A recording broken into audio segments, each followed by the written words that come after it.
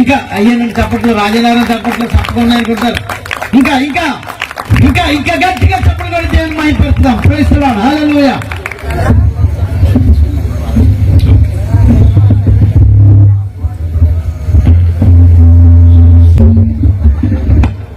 దేవునికి మహిమ కలుగును గాక. అందరూ దేవునికి స్తోత్రం చెప్తామండి మరొక్కసారి.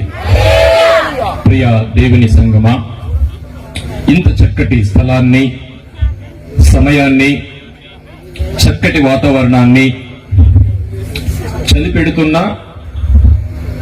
పెట్టని అవకాశాన్ని దేవుడు మనకిచ్చి, అంతకు మించి అందరికీ చక్కటి ఆరోగ్యం ఇచ్చి ఆయన సన్నిధిలో నిలబెట్టిన దేవాది దేవునికి ముందుగా కృతజ్ఞతాస్తుతులు చెల్లిద్దాం. దేవునికి మహిమ కలుగును గాక. దేవునికి స్తోత్రం చెప్తాం. చక్కటి సమయానికి చేరుకున్నాం. What is the Christmas? Christmas అనగానే నేను ఒక మాట అడగాలనుకుంటున్నాను. మీ టూత్ పేస్ట్ లో ఉప్పు ఉందా? ఉందండి? ఉంది. మరి క్రిస్మస్ లో క్రీస్తు ఉన్నాడా? ఉండాలి. ఉండి క్రిస్మస్ లో ఏముండాలి? క్రీస్తు లేకపోతే మన ఎన్ని పర్వణాలు వండుకున్నా సమస్తము ఫిల్ చేయాలి. సమస్తము సున్నా. దేవునికి మహిమ కలుగును గాక. చాలా టైం అయింది. సూటిగా మనం వాక్యంలోకి వెళ్ళిపోదాం. క్రిస్మస్ అనగానే మీకు అందరికీ తెలుసు, ఇది ఊరికనే రాజానగరంలో చేసుకునేది కాదు, ప్రపంచ రాజ్యాలన్నీ చేసుకునేది. నాట్ ఓన్లీ రాజానగరం, ప్రపంచ రాజ్యాలు చేసుకునేది. ముఖ్యంగా భారతదేశంలో 27 ప్రధానమైన పండుగలు ఉన్నాయి. 27 సుమారు. కానీ అవి అమెరికాలో ఉండవు. 27 అమెరికాలో ఉండవు. అమెరికాలో కొన్ని పండుగలు ఉంటాయి, ఆ పక్కనే ఉన్న కెనడాలో ఉండవు. సో ప్రాంతాల వారీగా కొన్ని ఫెస్టివల్స్ మనం చూస్తూ ఉంటాం. ఉదాహరణకు గాంధీ జయంతి ఉంది, అది భారతదేశంలోనే ఉంటుంది, అమెరికాలో ఉండదు. ఇదే దేశంలో ఉండదు. ఎందుకని? అది ప్రాంతానికి సంబంధించింది. సో క్రిస్మస్ అయితే ప్రపంచమంతా చేసుకునే ఒక ఎంత అంటే చెప్పలేనంత విస్తీర్ణం కలిగిన ఒక పండగే క్రిస్మస్. దేవునికి మహిమ కలుగును గాక. ఆకాశము కింద భూమి మీద క్రిస్మస్ చేసుకోలేని ప్రాంతము ఇప్పటి వరకు ఎక్కడ చూపించగలరంటే లేదు అని గట్టిగా చెప్పొచ్చు. ప్రియారా, మన క్యాలెండర్ లో 3 సెలవులు ఉంటాయి. ప్రపంచానికి ఆయా ప్రాంతాలను బట్టి అనేక సెలవులు ప్రకటిస్తూ ఉంటారు. కానీ ప్రపంచానికి అంతటికీ ప్రకటించే 3 పండుగలు ఉన్నాయని తెలుసండి. నెంబర్ 1 క్రీస్తు పుట్టిన సందర్భం. క్రీస్తు పుట్టిన సందర్భం, అదే క్రిస్మస్. ఇది ప్రపంచమంతా చేసుకునేది. నెంబర్ 2 ఆయన మరణించిన దినము. ఇది ప్రపంచమంతా చేసుకుంటది. దేవునికి మహిమ కలుగును గాక. నెంబర్ 3 ఆయన పునరుత్థానుడై లేచిన దినము, అదే ఆదివారము. ఆదివారం అనే ఈ పదాన్ని ప్రపంచంలో ఏ గ్రంథస్థము చేయలేదు. కానీ ప్రపంచంలో గ్రంథాలన్నీ ఇక్కడ వేసి చూస్తే ఆదివారం అనే పదాన్ని మీకు కనిపించదు. కానీ ఆ ఆదివారాన్ని ఇచ్చింది ఎవరు తెలుసండి? ఇదిగో మరణించి పునరుత్థానుడై లేచిన ఆ దేవాది దేవుని సందర్భం మాత్రమే ఆదివారం. అలాంటి 3 దినాలు ప్రపంచంలో ప్రతి చోట విస్తరించున్నాయి. అది క్రిస్మస్. దేవునికి మహిమ కలుగును గాక. ఈ సమయంలో కొన్ని విషయాలను, ఆయన యొక్క దైవత్వాన్ని తెలుసుకోవడానికి మనం అంశంలోనికి వెళదాం. ముందుగా మనం చదువుకున్నాం ఏమిటంటే లూకా సువార్త 2వ అధ్యాయము 8వ వచనం. ఆ దేశంలో కొందరు గొర్రెల కాపరులు పొలములో ఉండి మంటలేసుకుంటారా? చాలా మంది మంటలేసుకున్నారండి. స్క్రిప్ట్లు వేస్తాం కదా, అందులో మంట కాసుకుంటున్నారు. కాదండి, మందను కాచుకొనుచుండగా. చాలమ్మా, ప్రథమంగా చదువుకుందాం. రెండవది పేతురు గారు రాసిన మొదటి పత్రిక 1వ అధ్యాయం 10వ వచనం. మీకు కలుగు ఆ కృపను గూర్చి ప్రవశించిన ప్రవక్తలు ఆ రక్షణను గూర్చి పరిశీలించుచు తమ యందున్న క్రీస్తు ఆత్మ క్రీస్తు విషమయ శ్రమలను గూర్చియు అని చదువుకున్నాం మనం. ఈ రెండు వాక్యాల్ని మనం తీసుకున్నట్లయితే రెండు విభిన్న సందర్భాలు మనకు కనిపిస్తా ఉంటాయి. మన అంశం ఏంటో తెలుసండి మీకు? ముందుగా గొర్రెల కాపరులకు ఎందుకు సువార్త దేవుడు తెలియజేశాడు? అసలు వాళ్ళు ఎవరు? సువార్తలో ఉన్న ఆధిక్యత ఏంటి? అది ఎంతమంది గొప్పవాళ్ళు దాని గురించి ఎదురు చూశారు, ఆయన వాళ్ళకే ఎందుకు చెప్పాడు అనే విషయాన్ని ఈరోజు ముందుగా సువార్త గొర్రెల కాపర్లకు ఎందుకు దేవుడు తెలియజేశాడు అనే విషయాన్ని మనం ఇవాళ చూద్దాం ప్రియులారా. దీన్ని బట్టి మనం అనేక విషయాలను, దేవుని యొక్క మహిమను, ఆయన ఈ భూమి మీదకి రావడానికి ఉద్దేశాన్ని, కొన్ని విషయాలను మనం లోతుగా వెళ్లి తెలుసుకుందాం. చదవబడ్డ వాక్యాన్ని బట్టి ప్రార్థన చేసుకునే ముందు మనం ఎన్నోసార్లు మన జీవితాల్లో పడిపోయి ఉంటాం, లేస్తూ ఉంటాం.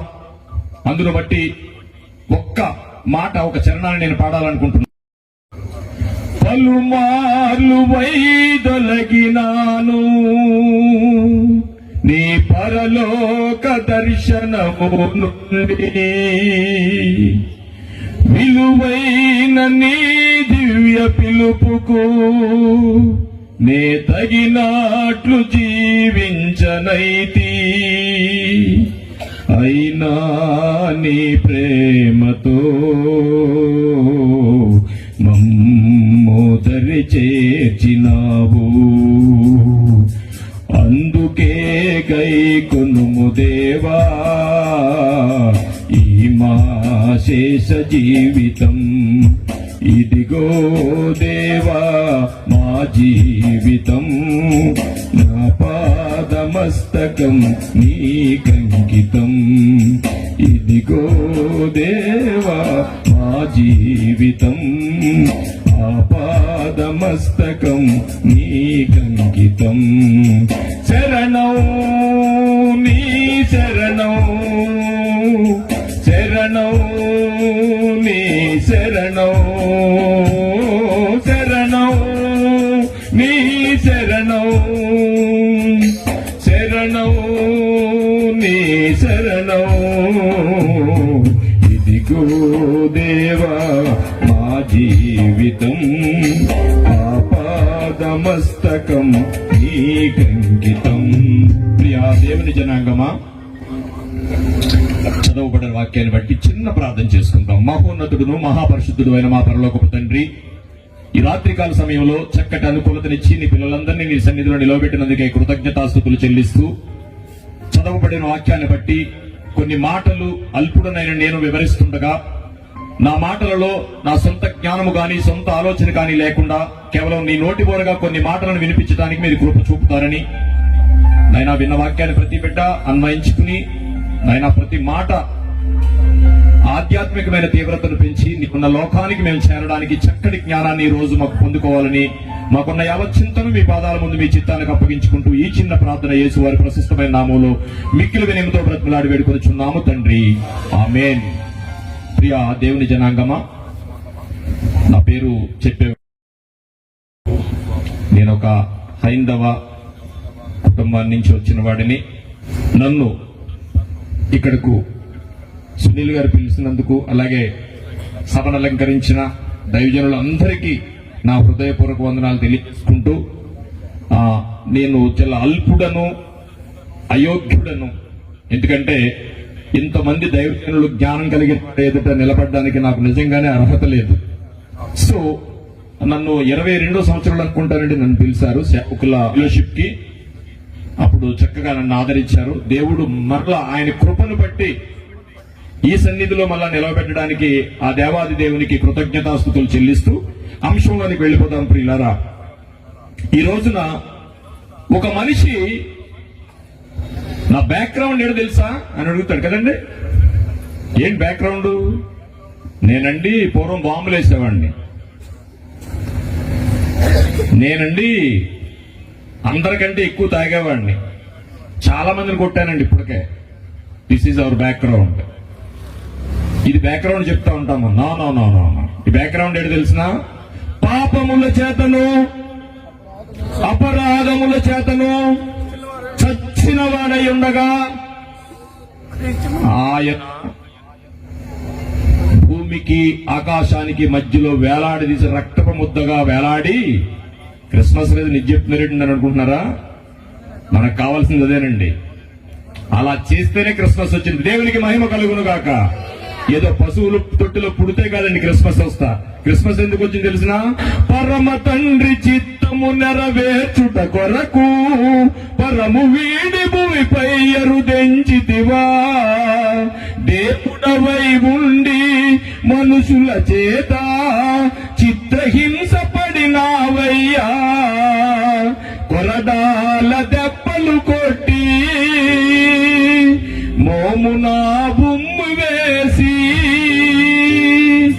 అపహసించి నెట్టినారా. నా కోసమా ఈ బలియాగము, నా కోసమా ఈ బలియాగము. ఎవరు చేయగలరు ఇంత త్యాగము? నా కోసమా ఈ బలియాగము.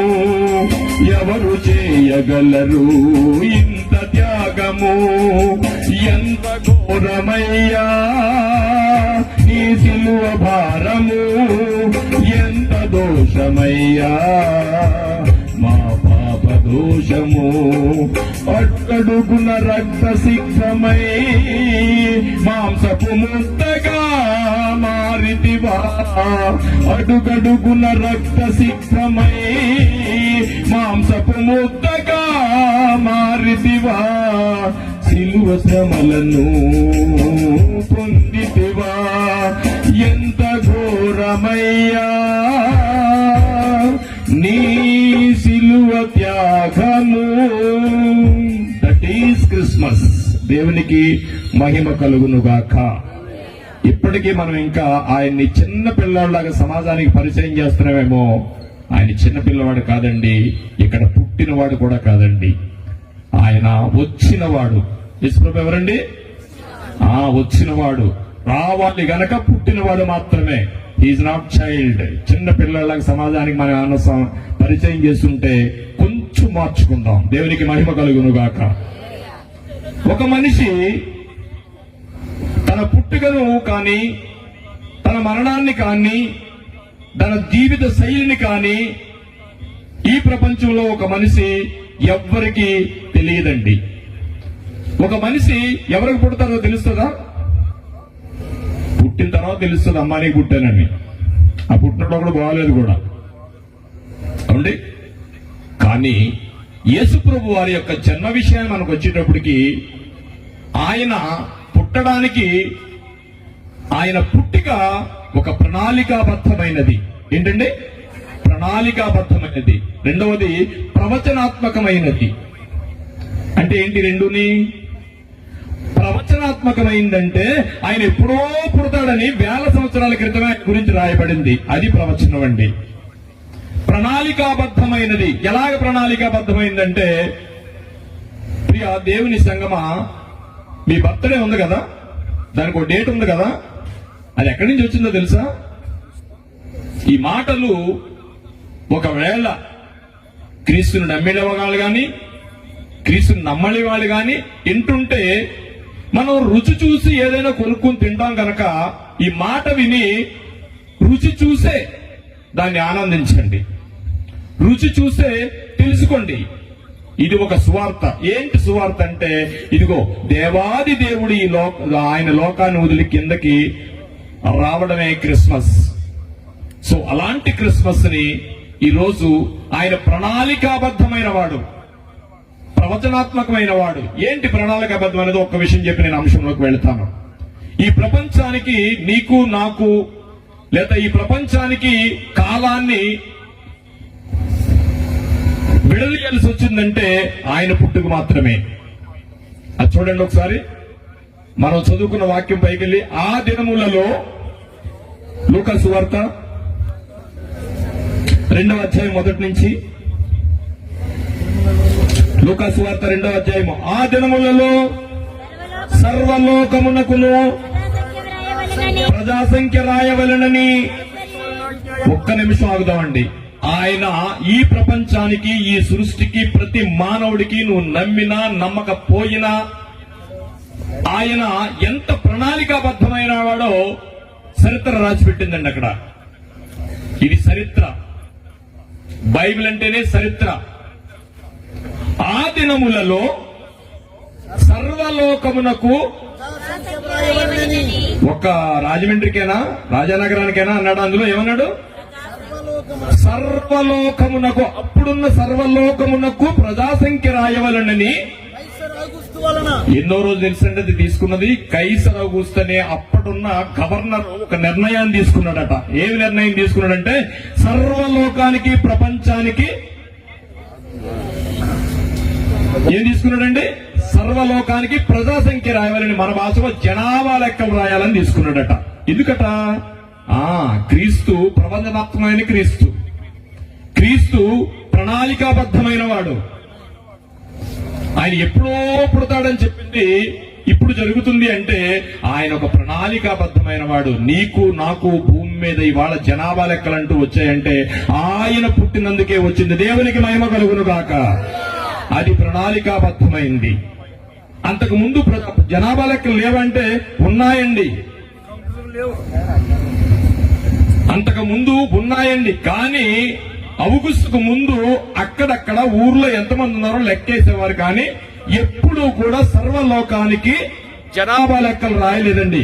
యేసుప్రభు వారు ప్రణాళికాబద్ధమైన వాడు కాబట్టి ఈ రోజు ఆ రోజు ఎప్పుడైనా ఎప్పుడు పుట్టాడో చూపించండి అంటారని ఆయనకి అనంత జ్ఞాని తెలుసు కాబట్టి ఆ రోజు ఆయన పుట్టినప్పుడు జనాభా లెక్కలు రాయించారు. అది ప్రణాళికాబద్ధమైనది. క్రీస్తు పుట్టిక ప్రణాళికాబద్ధమైనది.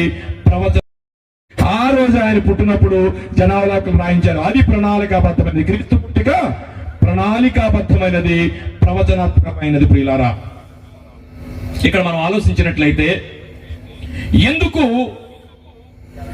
క్రీస్తు పుట్టినప్పుడు ఆ శుభవార్త పశువుల కాపర్లకి ముందుగా ఎందుకు చెప్పాల్సి వచ్చింది అనే ముందు మనకు తెలియాలనుకుంటే అసలు ఆ శుభవార్త ఏంటి, ఎవరు వినాలనుకున్నారు, వీళ్ళకే ఎందుకు చెప్పారు, అసలు వీళ్ళెవరు అనే విషయానికి మనం తెలియాలి. ప్రియులారా, ఎవరు? చూడండి, ఆ దేశంలో కొందరు గొర్రెల కాపరులు, ఆ దేశంలో కొందరు గొర్రెల కాపరులు పొలంలో ఉండి కాచుకొనుచుండగా ప్రభుదూత వారి యొద్దకు వచ్చి నిలిచెను. ప్రభు మహిమ వారి చుట్టూ ప్రకాశించినందున, ప్రభువు మహిమ వారి చుట్టూ ప్రకాశించినందున. వారు మిక్కిలి ఆగుదామండి ఒక్కసారి. ఇందాక నేను చెప్పాను, యేసు ప్రభు వారు పుట్టుకెళ్ళాడదండి. ఏదో అనుకోకుండా ఆ రోజుకు ఆ రోజు అనుకుని ఎవరో కార్పెంటర్ గారు ఒక అబ్బాయి ఏదో ఏమీ తెలియని మరి పుట్టేసినట్టు మాత్రం అనుకోకండి. ఆయన ప్రణాళికాబద్ధమైన వాడు. ఈయన ఈ పశువుల కాపర్లకు ఒక వెలుగు వస్తుంది, ఒక దూత వస్తుంది, ఆ వెలుగును మీరు చూస్తారు అనే విషయాన్ని ఎప్పుడు రాశారో మనం ఒకసారి చూద్దామండి. యెషయా గ్రంథము 60వ అధ్యాయము 3వ వచనం. చూడండి, ఈ లూకా గారండి, డాక్టర్ గారండి రాసిన ఆయన. ఈ లూకా గ్రంథకర్త ఎవరంటే ఆయన డాక్టర్ అండి. యేసుప్రభు వారితో 3.5 సంవత్సరాలు సహజీవనం చేసి ఆయనతో ఉండి అన్ని చూసి పిన్ టు పిన్ రాస్తాడండి ఆయన. ఈ గొర్రెల కాపరులకు వెలుగు వస్తాది అని ఎప్పుడు రాశారు తెలుసునండి? యేసుప్రభు వారు క్రీస్తుకు పూర్వం 700 సంవత్సరాల క్రితమే ఒక వెలుగు వస్తుంది ఈ గొర్రెల కాపర్లు కానీ రాయబడింది. ఏమనుంది అందులో చూడండి, జనములు నీ వెలుగునకు వచ్చెదరు, జనములు నీ వెలుగునకు వచ్చెదరు, జనములు నీ వెలుగునకు వచ్చెదరు. ఇక్కడ లోక సువార్తకు వచ్చండి, ఇప్పుడు చదవండి. ప్రభువు దూత వారి చుట్టూ ప్రకాశించినందున, వారి చుట్టూ ప్రకాశించినందున. చూసారండి, యేసు ప్రభు వారి పుట్టిక ప్రణాళికాబద్ధమైనది. ఈ ప్రపంచానికి 750 సంవత్సరాల క్రితమే ఆ గొర్రెల కాపర్ దగ్గరికి దూత వస్తుంది, ఒక వెలుగు వస్తుంది అని ఎప్పుడు రాశారండి? యెషయా గారు రాశారు. వెలుగునకు వచ్చెదరు, వెలుగునకు వచ్చెదరు. అంశంలోకి వెళదామండి. చదవండి. వారు మిక్కిలి భయపడిరి. ఇక్కడికి ఒక విషయం అయింది. అంటే గొర్రెల కాపర్లు ఎవరు అనేది మనం ఆలోచిస్తే ఈ గొర్రెల కాపర్లకు మొట్టమొదటిసారిగా దూత వచ్చి కనబడి ఏం చెప్పిందంటే, ఇప్పుడు చూడండి, దెయ్యం అంటే ఎప్పుడు దెయ్యం చూసారు ఎవరన్నా? అందులో మేము వచ్చేటప్పుడు అక్కడ ఎక్కడ ఆగాం, ఎక్కడ ఎవరండి అది? ఒడిసిలేరంటే చిన్నప్పుడు మాకు భయం వేసేది, ఎందుకంటే దెయ్యాలు అవి ఉంటాయని చెప్పేవారు అనమాట. ఒకప్పుడు చిన్నప్పుడు మేము భయపడాము. ఒడిసిలేరంటే నాకు తెలుసు బాగా, భూభూతాలు దెయ్యాలు ఏవి ఉంటాయని అనేవారు అనమాట. అంటే మనం దెయ్యం పిల్లలకు చూపిస్తాం, దెయ్యం అదిగో అని కదండి. మనం ఎప్పుడైనా చూసామా? ఎప్పుడు చూడం దెయ్యాన్ని అంటాం, అంతే. కానీ ఆ రోజు ఏం జరిగింది తెలిసిన, సాక్షాత్తు దేవదూత అక్కడికి వచ్చి నిలబడిందండి. నిలబడిన వెంటనే వాళ్ళు ఆశ్చర్యపోయారు, అల్లిపోయారు, మిక్కిలి భయపడిరి. ఎందుకంటే దూతలుంటాయని తెలుసు, కానీ ప్రత్యక్షంగా చూశారు. ఎందుకంటే దేవదూత వచ్చిందండి. మొట్టమొదటిసారిగా మరియమ్మ గారి దగ్గరికి వచ్చింది. కానీ ఈ బైబిల్ గ్రంథాన్ని రాసేటప్పుడు, మలాకి గ్రంథం వచ్చేటప్పటికి దేవుడు కంప్లీట్ ఎవరితో మాట్లాడడం మానేశాడండి. ఒక్కసారి మీ అందరికి వివరంగా అర్థం అవడానికి చెప్తాను. మత్తయి సువార్త మొదటి పేజీ తీయండి త్వరగా. మత్తయి సువార్త మొదటి పేజ్. కొత్త నిబంధన ఉందండి. కొత్త నిబంధన తర్వాత లెఫ్ట్ లో ఏముందండి? వైట్ పేజ్ ఉందండి. ఆ వైట్ పేజ్ మళ్ళా తిప్పండి. మలాకి గ్రంథం వచ్చిందండి. ఆ మలాకి గ్రంథం కింద ఏముందండి? ఆఖరిని సమాప్తము. తర్వాత తిరిగేసిన వెంటనే ఒక వైట్ పేజ్ ఉంది. ఆ పేజ్ వయసు ఎంతో తెలుసా? ఆ పేజ్ వయసు ఎంతో తెలుసండి? సాక్షాత్తు అక్షరాల 425 సంవత్సరాలు. ప్రియులారా, 425 సంవత్సరాల తర్వాత మళ్ళా దేవుడు ఈ మనుషులతో మాట్లాడాలనుకున్నాడు. దేవునికి మహిమ కలుగును గాక. ఎందుకు మాట్లాడాలనుకున్నారంటే, ఎంతో మంది ప్రవక్తలను పంపించి దేవుని గురించి చెప్తుంటే, ఇదిగో వీధుల్లో సువార్త జరుగుతున్నప్పుడు అడ్డగించినట్టే ఆ రోజు కూడా ఎంతో మంది ప్రవక్తల్ని మనుషులు చంపేశారు. ప్రియులారా, చంపేసిన తర్వాత ఆఖరికి తన కుమారుణ్ణే పంపించాలనుకున్నాడు. పంపించడానికి ఒక ప్రణాళిక వేశాడు. ఆ ప్రణాళికలో భాగంగానే చూడండి, మలాకి గ్రంథం నుంచి మళ్ళా దేవదూత ఎక్కడికి వచ్చిందంటే, ముందుగా జకరియా గారి దగ్గరికి వచ్చిందండి. 425 సంవత్సరాల తర్వాత దేవుని మాట మత్తయి సువార్త 3వ అధ్యాయంలో మొట్టమొదటిగా దేవుని మాట మళ్ళా 425 సంవత్సరాల తర్వాత యోహాను గారి ద్వారా మళ్ళా వినిపించింది. అదే దేవదూత 425 సంవత్సరాల తర్వాత మొట్టమొదటిగా మరియమ్మ గారికి కనిపించింది. మరియమ్మ గారు గర్భిణీ వస్తుందని చెప్పిన తర్వాత ఏసేపు గారు వదిలేస్తే మళ్ళా రెండోసారి ఏసేపు గారికి కనిపించింది. అంతకు ముందు యాజకత్వం చేసుకున్న జకరియా గారికి గుళ్ళో ఉండగా కనిపించింది. ప్రియులారా, 425 సంవత్సరాల తర్వాత దేవునికి మనకి సంబంధం తగ్గిపోయింది. దేవుని దేవదూతలు గాని, దేవుని మనుషులు గాని, దేవుని ప్రవక్తలు గాని ఎక్కడ మాట్లాడడం మానేశారండి. అలాంటి సందర్భంలో ఎందుకు ఈ అల్పులైన గొర్రెల కాపరులకు సాక్షాత్తు దేవుడు పంపించిన దేవదూత వచ్చి, ఇదిగో మీకు ముందుగా నేను చెప్తున్నాను అని అన్నదండి. చూడండి ఒకసారి ఇంకా కిందకి. అయితే ఆ దూత ప్రభు దూత వారి వద్దకు వచ్చి నిలిచి ప్రభు మహిమ ప్రకాశించెను. అయితే ఆ దూత భయపడకుడి, ఇదిగో కలగబోవు. చాలా జాగ్రత్తగా ఆలోచించండి. ప్రజలందరికీ కలగబోవు అంటే, ప్రజలందరికీ కలగబోవు అంటే భూమి మీద ఉన్న ప్రతి మనుషులకు కలగబోవు మహా సంతోషకరమైన సువార్తమానము. అదేంటది? ఈ మాటను జాగ్రత్తగా అర్థం చేసుకోండి మీరు. ప్రజలందరికీ కలగబోయే ఒక సువార్త ఉంది, అది మీకు ముందుగా చెప్తున్నాను. వై? ఎందుకు? ఇంతవరకు అర్థమైందండి. అసలు ఈ గొర్రెల కాపర్లు ఎవరో మనం ఒకసారి ఆలోచిస్తే, గొర్రెల కాపర్లు అనేవారు ఆ రోమా సామ్రాజ్యంలో 1వ శతాబ్దంలో చాలా విసర్జించబడిన వారండి, తృణీకరించబడిన వారండి. ఎందుకంటే వాళ్ళు సిటీతో అసలు సంబంధం ఉండదండి. గొర్రెల కాపర్లు ఎక్కడ ఉంటారంటండి, ఊరికి, పట్టణానికి, ఊర్లకి దూరంలో ఎక్కడ ఉండి ఎడారులలో, పచ్చిక బయళ్ళు, కొండల్లో, కోనల్లో తిరుగుతూ ఉంటారండి. ఇంకోటి ముఖ్యమైనది ఏంటంటే అండి, వాళ్ళు ఊరుదులు మళ్ళా రావడానికి లేదండి. వాటి నుదుల్ని మళ్ళా రావడానికి లేదండి. ఎందుకంటే తుప్ప తుఫాన్ వచ్చినా ఏ వచ్చినా సరే అక్కడే ఉండాలి కానీ రావడానికి లేదు. అందుకని వాళ్ళు ఎవరయ్యా అంటే సపరేట్ వాళ్ళు ఏం కాదు, వాళ్ళు కూడా యూదులే. యూదులు చాలా మంది ఏం చేస్తారంటే అండి, ముందుగా వాళ్ళ గొర్రెల కాపర్లకి చిన్న వాళ్ళకి అప్పచెప్తారు. ఇంట్లో ఉన్న చిన్న వాళ్ళకి ఒక దావీదుని చూస్తాం, ఒక ఏసేపుని చూస్తాం, వాళ్ళందరూ చిన్నపిల్లలే. 7 ఉంటే ఆఖరి వాడిని గొర్రెలు గాయిస్తారండి. అది వాళ్ళ సాంప్రదాయం, వాళ్ళ కల్చరు. సో ఈ గొర్రెల కాపర్లు ఎలాంటి వాళ్ళంటే ఆ రోమా ప్రభుత్వంలో యూదులలోనే ఇటు రోమా ప్రభుత్వానికి బాగా తృణీకరింపబడిన వారు.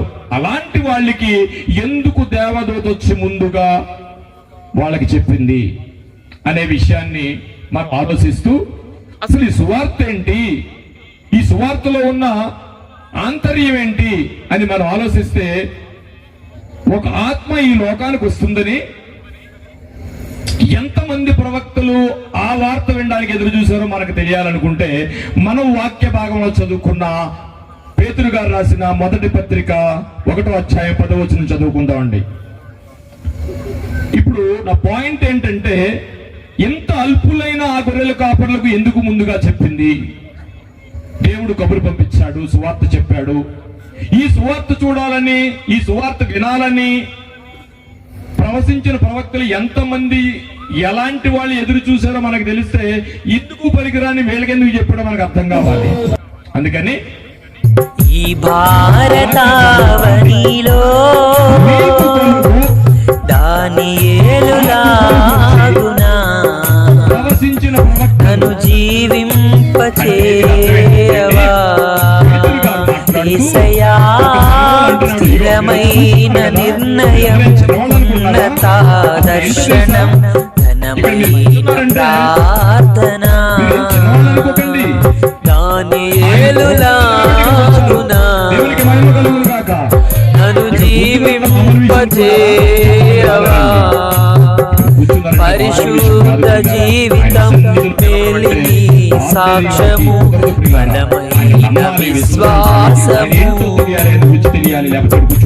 యేసయ్యా దానియేలులాగునా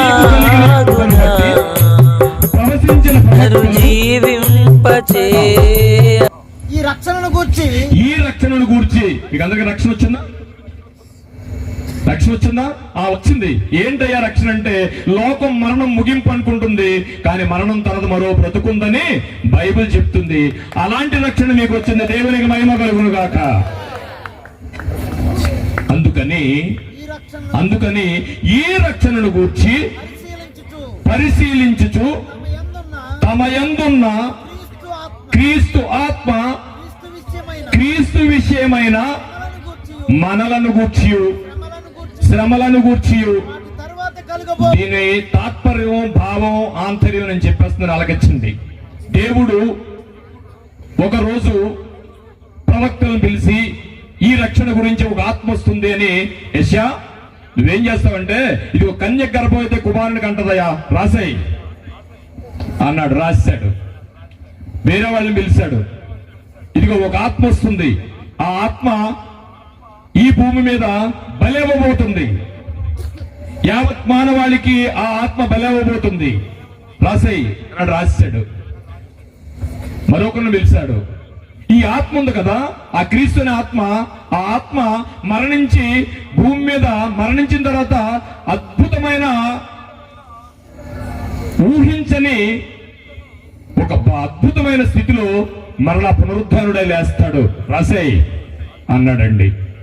రాసిన వాళ్ళందరూనండి ఆశ్చర్యపోతున్నారండి. ఏంటి, ఒక ఆత్మ వస్తుందా, ఈ లోకానికి రక్షణ వస్తుందా, ఆ రక్షణ వచ్చిన తర్వాత ఆయన మరణిస్తాడా, ఆయన మరణించిన తర్వాత మళ్ళా లెగిస్తాడా, హౌ ఇట్ ఈస్ పాసిబుల్?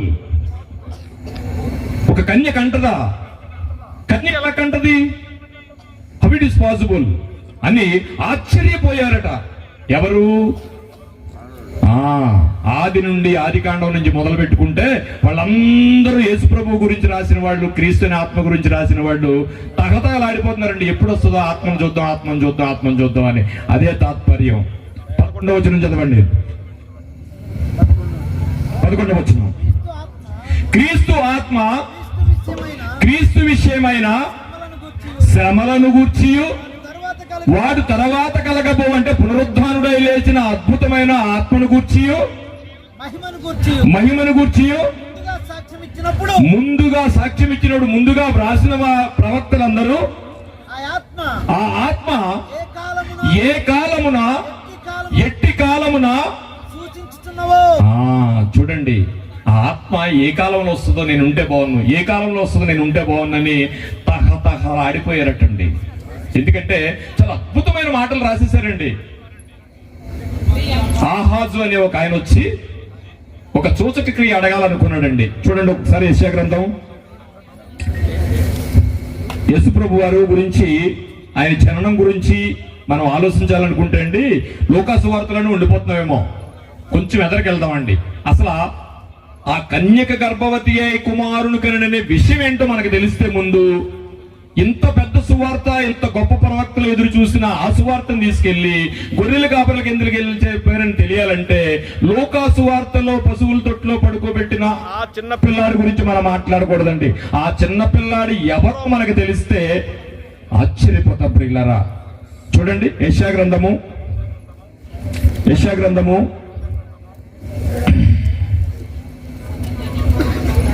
యెహోవా ఇంకను ఆహాజునకు ఇలాగ చదివించెను, నీ దేవుని యెహోవా వలన సూచన కనబడును.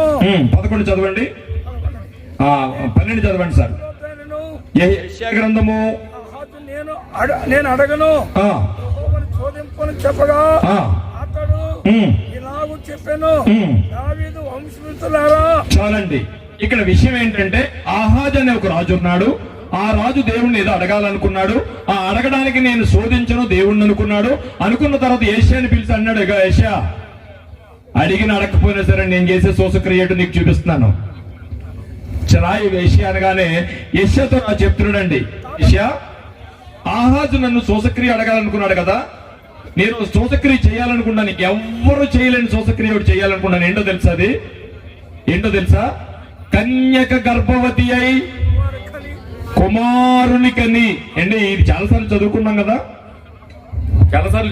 కదా. ఇది కన్యక గర్భవతి అయి. యెషయా ఆశ్చర్యపోయి ఉంటాడు, ఏంటి ప్రభువా కన్యక గర్భవతి అవుద్దా? ఎలాగ ప్రభువా? పెళ్ళయి 30 సంవత్సరాలైనా సరే పిల్లలు పుట్టట్లేదు, 5 సంవత్సరాలైంది, 10 సంవత్సరాలైంది, పిల్లలు పుట్టట్లేదు ప్రభువా, కన్యక ఎలా పుడతారు? కన్యకే పుడతారు. అలాంటి శోచక్రియ నేను ఒకటి చేయాలనుకుంటున్నాను, రాయి అన్నాడు. అది ఎలాంటిదటండి? కన్యక గర్భవతి అయి కుమారుడు అంటే ఈ రోజుల్లో ఎవ్వరికి అర్థం కావట్లేదండి. ఒకవేళ అర్థం కావట్లేదని దీన్ని కూడా చేశారండి. కెనడాలో 25 కన్యకలను తీసుకొచ్చి IVF ద్వారా పిల్లల్ని పుట్టించారు. ఇది ఒక ప్రయోగం. కానీ ఇదేమంటున్నాడంటే కన్యక గర్భవతి కుమారుని కంటమేంటి ప్రభువా అన్నాడు యెషయా. రాయి అన్నాడు. ఇప్పుడు ఆ పైన చెప్తున్నాడు చూడండి ఎలాంటిదో. అది పైన చూడండి ఒకసారి, పై వచ్చును 7వ అధ్యాయము 11వ వచనం. నీ దేవుడైన యెహోవాను సోసక్రియను అడుగుము, అది పాతాళమంతా సరే, ఊర్ధ్వలోకమంతా ఎత్తైనను సరే. ఇప్పుడు జాగ్రత్తగా ఆలోచించండి. మనం చాలా సార్లు చదువుకుంటూ వెళ్ళిపోతున్నాం. ఏంటంటే కన్యక గర్భవతి కుమారుని కనెను అని అయిపోయిందండి. అంటే అది ఎంత గొప్పదట తెలిసినట్టండి. అది పాతాళ లోకము కంటేను లోతైనను సరే, ఊర్ధ్వలోకమంతా ఎత్తైనను సరే. ఇప్పుడు మనకు కావాల్సింది ఏంటంటే అండి, యేసుప్రభు వారు సువార్తకు ముందు యేసుప్రభు వారు కన్యక గర్భవతి అయి కుమారుని కనే విషయం ఎంత పెద్దదట తెలిసినండి. మనం అక్కడి వరకే చదివాం, కానీ ఆ పై చదవలేదు. ఏంటది? పాతాళ లోకమంతా లోతైనను. అంటే పాతాళ లోకం అంటే లోతు ఎలా తెలుస్తుందండి మనకి? ఇప్పుడు ప్రపంచ జనాభా ఎంతండి? 850 కోట్లు సుమారు. ఆదాము నుంచి ఇప్పటి వరకు చనిపోయిన వారు ఎక్కడున్నారండి? పాతాళంలో ఉన్నారు. ఏంటి ఎంతమంది ఉండుంటారు?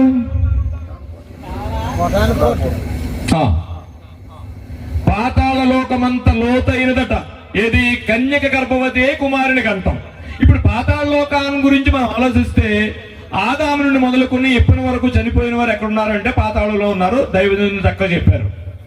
ఏమండి, పాతాళంలో ఉన్నారు. పాతాళం ఎక్కడుంది?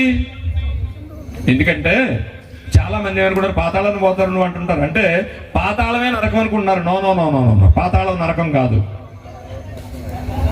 ప్రపంచములు అనే పదం విన్నారా? అపోస్తుల కార్యములు ఉంటుంది. ప్రపంచములు అంటే ప్రపంచములు ఏంటండి? ప్రపంచం ఒకటే కదా. ప్రపంచాలు ఉన్నాయా? ఉన్నాయండి ప్రపంచాలు. మంచి దైవజనుల దగ్గర వాక్యం అంటే ఎలా ఉంటుందంటే ఇంక పెద్ద కష్టపడక్కర్లేదు.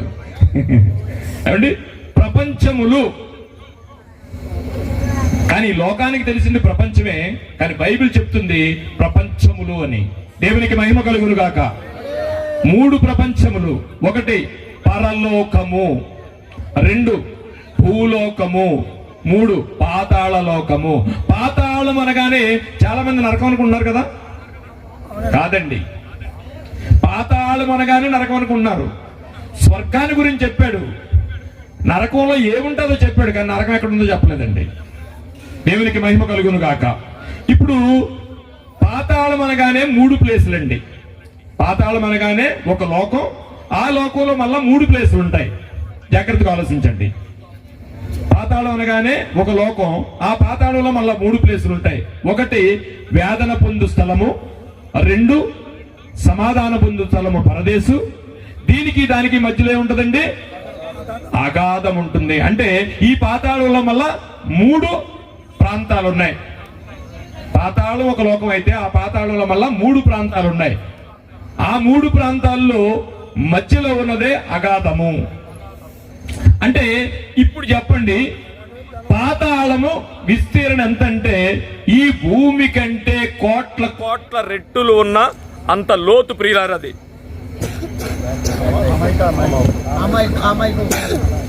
లేదండి, పాతాళం అంటే ఎంత లోతు అంటే ఈ ప్రపంచంలో ఉన్న వాళ్ళందరూ, చనిపోయిన వాళ్ళందరూ ఎక్కడ ఉన్నారంటే పాతాళంలో ఉన్నారు. ఏమండి, ఇంత లోతు.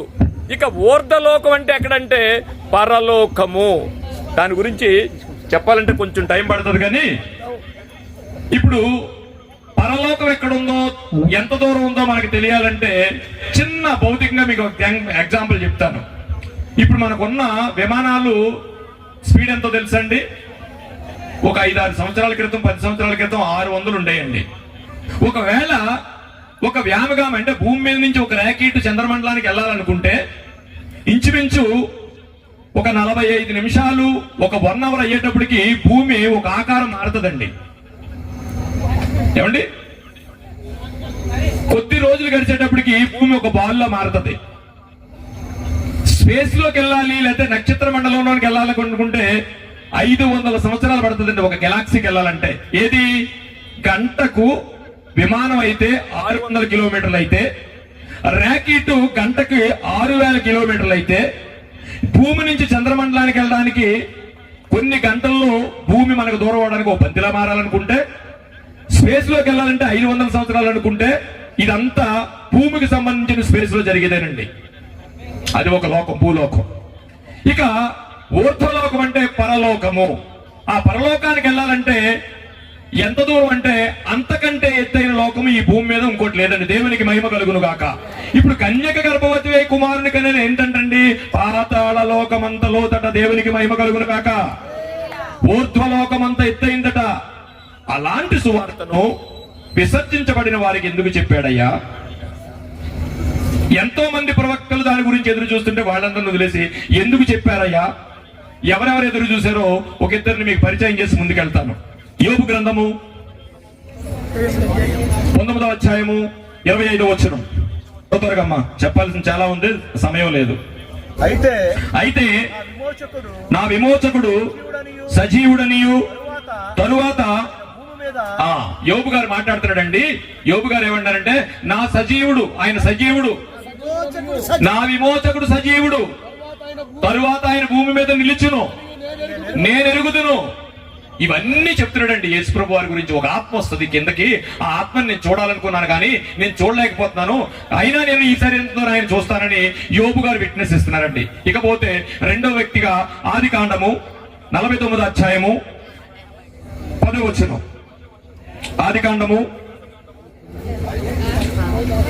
యాకోబు గారు కూడా అండి తన పిల్లల్ని పిలిచి, ఈ యేసు ప్రభు వారిని ఆత్మ భూమి మీదకి వస్తుంది, ఆ ఆత్మని నేను చూస్తాననుకున్నాను, చూడలేకపోతున్నాను, కనుక ఏమేమి జరుగుద్దో ఆ ఆత్మ గురించి నేను మీకు చెప్తున్నాను అని ఆ యాకోబు గారు మాట్లాడుతున్న మాట ఆదికాండము 49వ అధ్యాయం 10వ వచనం. షిలోహు వచ్చే వరకు, షిలోహు అనగా ఇప్పుడు మనం కన్వర్ట్ చేసుకుంటే షిలోహు అనగా సమాధానము. ఎవరండి? ఆ సమాధానకర్త కిందకు వస్తున్నాడు. అంత వస్తాడని నేను ఎదురు చూశాను, కానీ నేను అప్పటి వరకు ఉండను, నా కాలం అయిపోయింది. అందుకని షిలోహు వచ్చే వరకు యోధా నుండి దండము తొలగదు, అతని కాళ్ళు మధ్య నుండి రాజదండము తొలగదు, ప్రజలు అతనికి విధేయులయ్యుందురు. ఏం చెప్తున్నాడండి ఈయన? రాబో ఆత్మ గురించి ప్రవచనం చెప్తున్నాడు ఆయన, యాకోబు గారు తన పిల్లలకి. ఎవరిని పిలిచి చెప్తున్నాడు? 1వ వచనం చూడండి.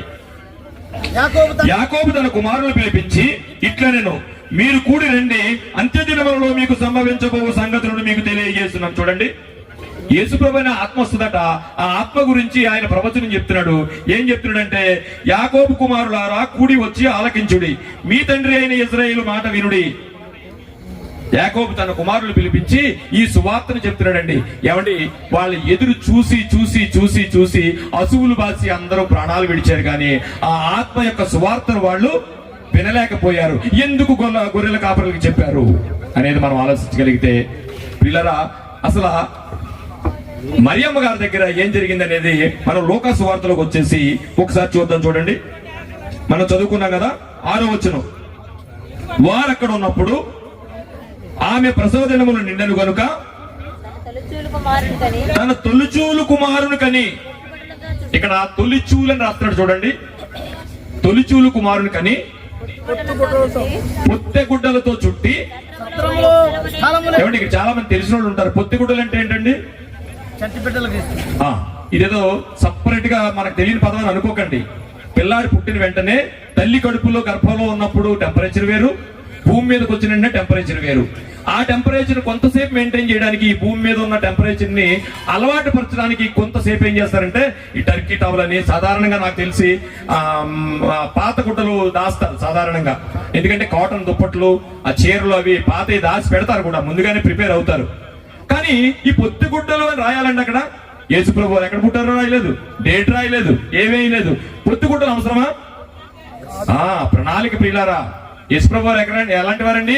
ప్రవచనాత్మకమైన వాడు, ప్రణాళికాబద్ధమైన వాడు ఆయన పుట్టిగా. అంత ప్రణాళిక. ఎందుకు పొత్తిగుడ్డలను మెన్షన్ చేశాడు? ఎక్కడ పుట్టాడో రాయలు యేసుప్రభు వారి గురించి. ఆయన గుడ్డలు చుట్టారని రాయాలా? వై? కిందకి వెళ్దామండి. ఇంకా సత్రములో వారికి స్థలము లేనందున ఆయనను పశువుల తొట్టెలో, పశువుల పాకలో కాదా? పాకలు అనుకున్నారు. 100 పాకలు ఉన్నాయి పాకలో అని. ఇందాక కూడా చాలా మంది పాకలు అని పాడారు. ఆ పాక తీసేద్దామండి, ఎందుకంటే అక్కడ ఆకులు లేవు, పాకాయ లేదు. పాటలో కట్టుకున్నారు ప్రాస బాగుందని. ఏమండి, కానీ ఎంత యాసగా ఉందో అది. పశువుల పాకలు లేవండి. ఇప్పుడు చర్చిల మీద పెద్ద పెద్ద పాకలు వేస్తున్నారండి. మా చిన్న వేసేవారు, ఇప్పుడు పెద్ద పెద్ద వేస్తున్నారు. చిన్న చిన్న పాకలు కూడా అమ్ముతున్నారు. పిల్లరా, ఇప్పుడు ఒక్క విషయాన్ని ఆలోచిస్తే చూడండి, గ్రంథకర్త ఏం చేస్తున్నాడంటే, తొలిచూలు కుమారుని కని పొత్తిగుడ్డలతో చుట్టి సత్రములో వారికి స్థలము లేనందున ఆ పశువుల తొట్టులో పరుండబెట్టాను. అక్కడికి అయిపోయిందండి. ఇంకేమన్నా రాయాలి కదా. ఈయన ఇంకేమి రాయకుండా గ్రంథకర్త ఎక్కడికి వెళ్ళిపోయాడు? ఆ తర్వాత వచనం చూడండి, ఆ దేశములో. ఏమండి, చూడండి ఎంత మారిపోయిందో. ఆ గ్రంథకర్త ఎందుకు అక్కడికి వెళ్ళిపోయాడు? ఆయన తొలిచూలి కుమారుని కని. ఏంటి తొలిచూలు కుమారుడు? తొలిచూలు కుమారుల్లో ఉన్న విషయం ఏంటి అనేది మనం ఒక్కసారి ఆలోచిద్దాం. ప్రియులారా, తొలిచూలు గురించి మనం ఆలోచిస్తే ఒక్కసారి చూడండి. ఈ గొర్రెల కాపర్లు ఎలాంటి వాళ్ళు అంటేనండి, గొర్రెల కాపర్లో ఉన్న నైజాన్ని ఒకసారి మీకు చెప్పి ముందుకెళ్తాను. గొర్రెల కాపర్లు అనగానే యూదా సాంప్రదాయ ప్రకారం 2 రకాలు ఉంటారు ప్రియులారా. ఒక రకం ఆ మందను కాయడానికి, జంతువుల నుంచి దాన్ని రక్షించడానికి, దాన్ని మేపడానికి, ఇలాంటి పదాలన్నీ మనం ఉపయోగిస్తాం. సో రెండవ గుంపు ఏంటంటే, మనకు తెలియంది రెండవ గుంపు ఏంటంటే, ఈ గొర్రెలు లేకపోతే మేకలు అవి ఈనుతున్నప్పుడు ఏం చేస్తాయంటే, ఇంచుమించు మేకలు ఎన్ని పిల్లలు పెడతాయండి? ఏమైనా ఐడియా ఉందా? ఒకటి మాత్రం కాదు, ఓకే అండి, 2 కానీ 3 కానీ, ఈవెన్ 4 కూడా నాకు తెలుసు. 3 వేసుకుందాం, 3 పుడతాయి. కానీ ఈ పిల్లలు పుట్టేటప్పుడు సాధారణంగా ఏం చేస్తారంటే, మేము కూడా, నేను ఆర్ఎంపీ డాక్టర్ని కమ్ డయాగ్నోస్టిక్ సెంటర్స్ ఉన్నాయి నాకు. నేను డెలివరీస్ కూడా చేశాను నా చిన్నప్పుడు, అంటే ఆయన ఒక డాక్టర్ని. సో డెలివరీ చేసేటప్పుడు కూడా మేము ఏం చేస్తామంటే అండి, ఆ బిడ్డని ఆల్రెడీ నార్మల్ డెలివరీ అవుతున్నప్పుడు హ్యాండిల్ చేసి పైకి తీసేస్తాం. అలాగే వీళ్ళు కూడా ఏం చేస్తారంటే, లోకల్ గా మనకు జరిగేది ఏం జరుగుతుందంటే, ఆ మేక పిల్లల్ని పెడుతున్నప్పుడు సఫిషియెంట్ గా ఇంకొచ్చేసిందని అనుకున్నప్పుడు వారి కింద పడే వరకు ఉండరండి, కామన్ గా జరిగేది, తీసేస్తారు. సో ఇక్కడ ఏం జరుగుతుందంటే, గొర్రెల కాపర్లో 2 రకాలు ఉంటారు. ఒకళ్ళైతే దాన్ని కాచేవాళ్ళు ఉంటారు, రెండో వాళ్ళు కాస్త పరిశుద్ధంగా, అది ఒక తెగ ఉంటది. ఆ తెగ ఏం చేస్తుందంటే, ఆ పిల్లలు పుట్టేటప్పుడు ముందుగా ఏ మేక పిల్ల అయితే లేకపోతే ఏ గొర్రె పిల్ల అయితే కింద పడుతుందో రాత్రంతా లైట్ పెట్టుకుని అలా చూస్తూ ఉంటారండి. ఎందుకంటే తొలిచులు బిడ్డ ఎప్పుడైతే ఆ ఏనుతున్న పిల్లలు 2 పిల్లలు కూడా వచ్చేస్తాయండి, 3 పిల్లలు కూడా వచ్చేస్తాయి, కానీ ఒకటే కింద పడుతుంది. ఆ కింద పడిన మేక పిల్లకి లేదా గొర్రె పిల్లకి వెంటనే వాళ్ళు ఏం చేస్తారు తెలుసునండి, ఒక ఎర్రటి దారం చుపుతారండి. ఎందుకంటే ఇది తొలిచూలుది. ఎందుకు తొలిచూలుది? తొలిచూలు పిల్ల ఎవరికంటే అండి, దేవునికి మహిమ కలుగును గాక. ఈ తొలిచూలు ఎర్రదారం గురించి మీకు ఒక ఉదాహరణ చెప్తాను. రాహాబు గారు తెలుసు కదా, ఆ రాహాబు గారి కుటుంబం అంతా, ఆమె మారు మనసు పొంది రాహాబు గారి కుటుంబం మారిపోయిన తర్వాత, ఇదిగో మా కుటుంబాన్ని అంతా మీరు రక్షించాలని దేవదూతలతో అన్నప్పుడు, ఓకే మీకు అలాగే చేస్తాము, ఇదిగో దీనికి నిబంధనగా, దీనికి మొక్కుబడిగా, ఇదిగో ఈ కిటికీకి మేము ఎర్రదారం కడతాం అన్నారు. రెండోది చూపిస్తున్నారు మీకు ఎర్రదారంలో ఉన్న కమిట్మెంట్ యూదుల్లో ఏంటో. అలాంటి ఎర్రదారాన్ని ఆ మేకకు కడతారు లేదా గొర్రెకి కడతారు. ఎందుకట ఈ తొలిచూలు అంటే ఏంటో మనకు అర్థం కావాలి. ఈ గొర్రెల కాపర్లోనండి, రెండో గొర్రెల కాపర్లండి చాలా ప్రయాసపడతారటండి. ఎంత ప్రయాసపడతారంటే, ఆ మేక ఏనుతుంటే, ఆ గొర్రె ఏనుతుంటే తెల్లవారులు కూడా అలాగ కూర్చుని అలాగ కునుబాట్లు పడకుండా ఒకళ్ళ తర్వాత ఒకళ్ళు చాలా ఆశతో ఏదైతే ముందు పడుతుందో ఆ పడిన దానికి ఎర్రదారం కడతారండి. ఎందుకంటే దేవునికి తొలిచూలు పిల్లల్ని ఇవ్వాలి అనే ఉద్దేశంతో ఈ తొలిచూలు పిల్లల్ని అన్నింటిని సపరేట్ చేసి పక్కన పెడతారండి. ఎందుకు ఈ కష్టం అంతానే? వెళదాం. యెహోషువ గ్రంథము ఆ వాక్యం అండి, అది దాటేసి వచ్చాము, మామూలుగా చెప్పేసిన టైం లేదని. రాహాబ్ గారి గురించి చక్కటి పదవండి, చదవండి ఒకసారి, చదవండి. ఈ ఎర్రని దారమును కట్టి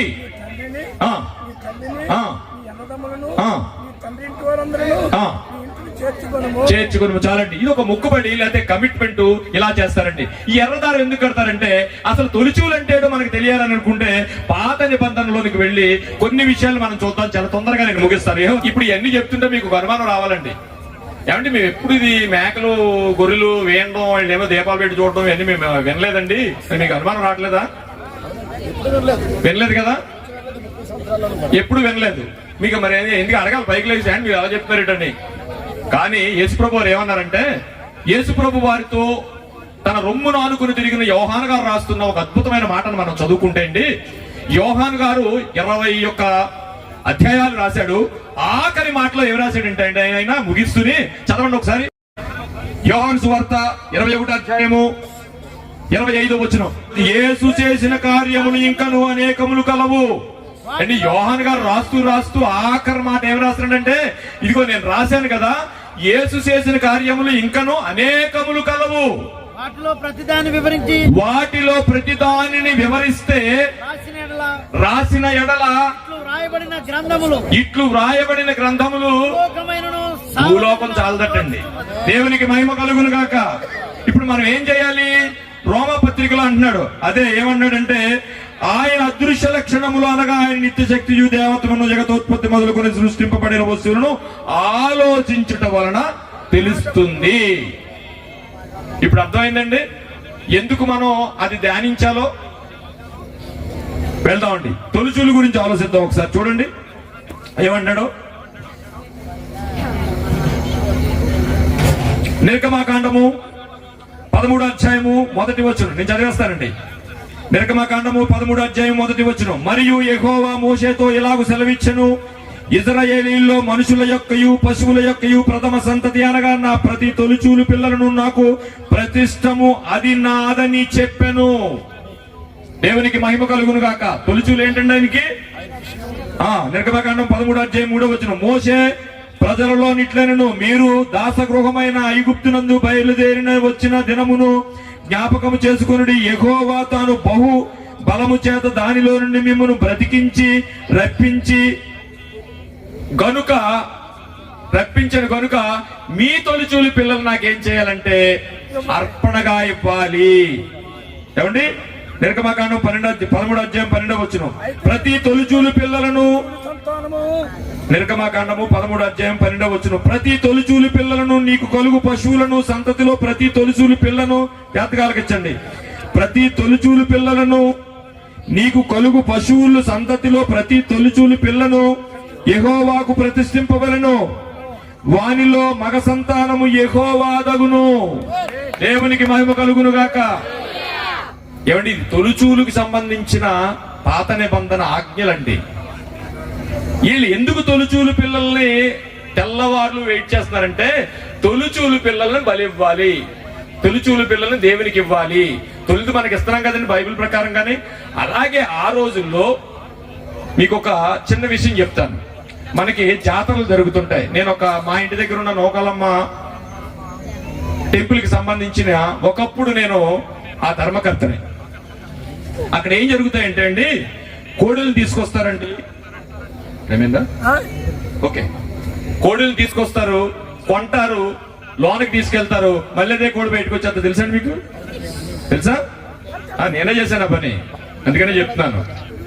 పాడుకుంటాం, చేస్తాం, కోడిని కొంటాం 200 ఎట్టి, లోనకి వెళ్తుంది, చూపింతారు, మళ్ళీ బయటకు వచ్చేస్తుంది, మళ్ళీ అదే 200 అమ్ముతారు. అదొక మొక్కు. సో ఇక్కడ మొక్కు ఏంటంటే, అందరికి తొలిచూలు పిల్లను దేవునికి అర్పించుకోవాలి. అందరికి మందలు ఉంటాయండి? ఉండవు. కానీ అప్పుడు ఏం చేస్తారు? తొలిచూలు పిల్లను అమ్ముతారు. ఆ తొలిచూలు పిల్ల అమ్మినంటే అన్ని పిల్లలు తీసుకొచ్చి అరదారం కట్టించి తొలిచూలు పిల్లని అమ్ముతాడు, ఎండ చచ్చిపోతాడు. ఆ రోజుల్లో పంటికి పన్ను కంటికి కన్ను, వెంటనే పోతాడు. ఆ రోజు చేయడానికి లేదు. ఆ గొర్రెల కాపర్లు తెల్లవార్లు ఉండి దానికి కట్టి బయటికి తీసుకురావాలి. ఈ సాంప్రదాయం ఉందా అంటే లూకా సువార్తలో ఒకసారి యేసు ప్రభు గారి దగ్గరికి వెళ్ళిపోతాం. నేను ముగిస్తున్నాను. లూకా సువార్త 2వ అధ్యాయము 21వ వచనం. ఆ శిశువునకు సున్నతి చేయవలసిన 8వ దినము వచ్చినప్పుడు గర్భమందాయన పడకమునుపు దేవదూత పెట్టబడిన యేసు అని పేరు వారికి ఆయనకి పెట్టబడిను. యేసు ప్రభు వారు పుట్టినండి ఎక్కడ తీసుకొచ్చారో తెలుసునండి, 8వ రోజు పేరు పెట్టడానికి తీసుకొచ్చారు. ఎందుకు తీసుకొచ్చారంటే, ఇదిగో మనం చదువుకున్నాం తొలిచూలు పిల్ల గురించి. అదిగో గొర్రెల కాపర్లందరూ తొలిచూలు పిల్ల గురించి దారం కడుతున్నారు. మనం తొలిచూలు పిల్ల గురించి దేవుడు ఏం చెప్పాడో చదువుకున్నాం. ఇప్పుడు తొలిచూలు పిల్లని ధర్మశాస్త్ర ప్రకారం యేసు ప్రభు వారు ఆచరించారా అంటే, యేసు ప్రభు వారు చిన్న ప్రశ్న అడుగుతాడు. యేసు ప్రభు వారు పాత నిబంధన వాడా కొత్త నిబంధన వాడా? తెలిసిన క్రైస్తవులు చెప్పాలి ఇక్కడ. యేసు ప్రభు వారు పాత నిబంధన వాడా కొత్త నిబంధన వాడా? పాత నిబంధన. అంతేనండి. డౌట్ అందరూ అంత గోడ మీద ఎక్కేసి ఉన్నారు, ఎటు దూకుదామని కదా. అందరూ గోడ మీద ఉన్నారు, ఒక్కడు కూడా బయట లేరు. దైవజనులు కదా చెప్పేస్తాను. ఓకే, యేసు ప్రభు వారు పాత నిబంధన వాడా కొత్త నిబంధన అంటే, పాత నిబంధనకు కొత్త నిబంధనకు మధ్యవర్తి. పాత నిబంధన వాడండి ఆయన, పాత నిబంధన వాడు. అట్ ది సేమ్ టైము కొత్త నిబంధన కూడా ఆయన మధ్యవర్తి. ఆయన మరి ధర్మశాస్త్రాన్ని పాటించాలా వద్దా? ఖచ్చితంగా పాటించాలి. అందుకని తల్లిదండ్రులు ఏం చేశారంటే, చూడండి ఒకసారి లూకా సువార్త 21 చదివాను కదా, 22. మోషే ధర్మశాస్త్రం చొప్పున వారు తమ్మును శుద్ధి చేసుకొని దినములు గడిచినప్పుడు ప్రతి తొలిచూలు మగపిల్ల ప్రభువునకు ప్రతిష్ఠించబడవలెను అని ప్రభు ధర్మశాస్త్రమందు వ్రాయబడినట్టు ఆయనను ప్రభువునకు ప్రతిష్ఠించుటకు తీసుకొచ్చారట. దేవునికి మహిమ కలుగును గాక. ఎందుకు తొలిచూలు పిల్ల గురించి ఈ గొర్రెల కాపర్లు అక్కడ ఉంటారు అంటే, ఇదిగో తొలిచూలు పిల్లను మాత్రమే గొర్రె పిల్లలను అమ్మాలి. వీడు తొలిచూలు పిల్ల కాకుండా గొర్రె పిల్లలు అమ్మితే వీడు ఎన్నే పంటికి పన్ను కంటికి కన్ను చనిపోయే ఉంది. ఎన్నో ఇన్సిడెంట్స్ అలా జరిగే చరిత్రలో. ఇప్పుడు ఎందుకయ్యా గొర్రెల కాపరులు చెప్పారంటే, ఇది చాలా పెద్ద ప్రణాళిక ప్రియులారా. ఎంత ప్రణాళిక అంటే, ఆ గొర్రెల కాపరులు పడే కష్టాన్ని దేవుడు చూసి, నాయనా మీకు ఏం చెప్తున్నాడండి, తన తొలిచూలు పిల్లని చూడండి, అక్కడ చక్కగా రాస్తాడు. ఏమండి ఎందుకు చెప్తున్నాడంటే, తొలిచూలు పిల్లని ఎందుకు మెన్షన్ చేశాడంటే, ఇదిగోనండి ఈ గొర్రెల కాపర్లు అందరూ ఆ తొలిచూలు పెట్టుకుని తన జీవితాలను అర్పించుకుని, ఆ గొర్రెల కాపర్లు అండి చరిత్రలో నేను స్టడీ చేస్తే పట్టణానికి రావడానికి మళ్ళా లేక వాళ్ళని ఏం చేస్తారటండి, ఫ్యామిలీతో వెళ్ళిపోతారటండి. పిల్లల్ని తీసుకుని భార్యలను తీసుకుని పట్టణం వెళ్ళిపోతారటండి. వెళ్ళిపోయి ఏం చేస్తారు, అక్కడే ఉండిపోతారు. అందుకని దేవుడు ఏం చేశాడంటే, ఇదిగో నాయన, ఇగో అక్కడ తొలిచూలు పిల్ల పుట్టింది, ఇక తొలిచూలు పిల్లతో మీకు పని లేదు, దేవునికి మహిమ కలుగును గాక. మీరు తొలిచూలు గొర్రె పిల్ల గురించి మీరు చూడాల్సిన పని లేదు. మీరు ఎప్పటి నుంచో ధర్మశాస్త్రాన్ని నుంచి ఎప్పుడైతే ఇచ్చాడో అప్పటి నుంచి ఇప్పటి వరకు కూడా ఈ గొర్రెల కాపరులుగా మీరు ఈ అడవిలో మగ్గిపోతా ఉన్నారు. ఇక మీకు తొలిచూల పిల్ల అక్కర్వద్దు. ఇదిగో మీ అందరికీ బలవడానికి ఒక తొలిచూల పిల్ల పుట్టాడు.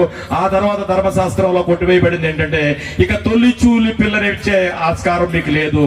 అందుకే మీకు ముందు గొర్రెల కాపరికి ఎందుకు చెప్పారంటే అండి, తొలిచూలు పిల్లతో మీకు పని లేదు, హ్యాపీగా మీరు బ్రతకొచ్చు. ఇదిగో మీ అందరికి కనబడే ఒక తొలిచూలు బిడ్డ అక్కడ పుట్టాడు, ఆయన బలి అవ్వబోతున్నాడని ముందుగా గొర్రెల కాపర్లకు సువార్త చెప్పబడింది. దేవునికి మహిమ కలుగును గాక. సమయం లేదు కనుక క్లోజ్ చేస్తున్నాడు. దేవునికి మహిమ కలుగును గాక. చిన్న ప్రార్థన చేసుకుందామండి. పరిశుద్ధుడా, ప్రేమగల తండ్రి, మహోన్నతుడా, మీకు స్తోత్రాలు నాయనా. గడిచిన కాలం అంతట్లో మీ కృపలో భద్రపరిచి మమ్మల్ని కాపాడారు. ఇదిగో నాయన, విన్న వాక్యాన్ని ఆయన విడిచిపెట్టకుండా ప్రతి మాటను, నీ వాక్యంలో ఉన్న అంతరాలను ఆయన కొన్ని విషయాలు తెలియజేయడానికి మీరు ఇచ్చిన అవకాశానికి కృతజ్ఞతాస్తుతులు చెల్లిస్తూ, వింటున్న ప్రతి వాక్యం కూడా మా జీవితానికి అన్వయించుకుని నీవున్న లోకానికి చేరడానికి మీరు కృప చూపి నడిపించమని, ఇదిగో నాయన, ఆది నుంచి అంతం వరకు మీరు కాపాడారు. ఇక జరగబోయే ప్రేమ విందులో కూడా మీరు తోడుగా ఉండి నడిపించమని ఆయన ఈ చిన్న ప్రార్థన యేసు వారి ప్రశస్తమైన నామంలో మిక్కిలి వినయంతో బ్రతుకులాడి వేడుకొనిచున్నాము తండ్రి, ఆమేన్. అందరికీ వందనాలండి. కొంచెం లేట్ అయినట్టుంది, క్షమించాలి. ఇంతవరకు చక్కని మంచి చరిత్రాత్మకమైనటువంటి మంచి సందర్భానుసారమైనటువంటి వాక్య సందేశాన్ని ఇచ్చిన బాబాయ్ గారికి ప్రత్యేకమైన వందనాలు తెలియజేస్తున్నాను. ఈ సమయమందు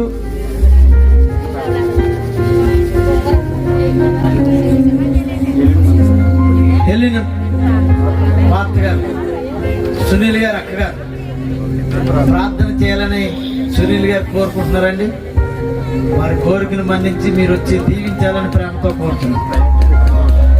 తర్వాత కుందేటి ప్రసాద్ గారు వేదిక మీదకి రావాలని వారిని ప్రేమతో కోరుతున్నాం. మన రాజానగర గ్రామ పట్టణ సూర్యాపేట గ్రామ సర్పంచ్ గారు ప్రసాద్ గారిని వేదిక మీదకి రావాలని ప్రేమతో కోరుతున్నాడు.